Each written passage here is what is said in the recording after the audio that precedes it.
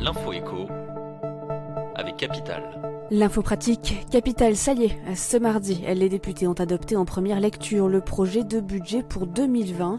De nombreuses mesures y figurant vous concernent. Parmi elles, la baisse de l'impôt sur le revenu en janvier prochain va bénéficier à près de 17 millions de ménages. Autre bonne nouvelle, 80% des foyers qui paient actuellement la taxe d'habitation en seront totalement exonérés en 2020. Emploi à domicile, assurance vie, prêt à taux zéro, retrouvez le détail de ces mesures sur capital.fr. Le coup de gueule du jour est poussé par les ménages qui n'ont pas profité des récentes revalorisations des prestations sociales. En 2018, le montant de plusieurs aides a été augmenté, mais ces mesures n'ont pas bénéficié à tout le monde. Parmi les perdants des évolutions des prestations familiales, on retrouve les classes moyennes.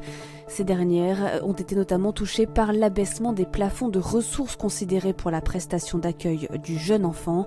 Les coups de rabot sur les aides au logement ont quant à eux pénalisé les plus modestes. Découvrez les perdants mais également les gagnants de ces revalorisations sur notre site.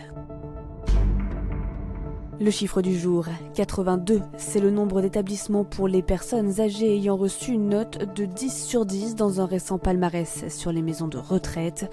Près de 11 000 établissements ont été évalués par la société Maison de Retraite Sélection. La propreté, l'animation ou encore le personnel ont été jugés lors de visites mystères. La qualité des soins ne fait en revanche pas partie des critères d'évaluation.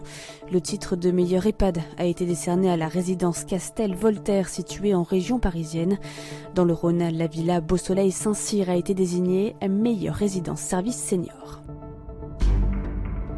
On termine avec ces mystérieuses liasses de billets déposés dans un village anglais. Depuis plus de 5 ans, le mystère autour de cet argent demeure.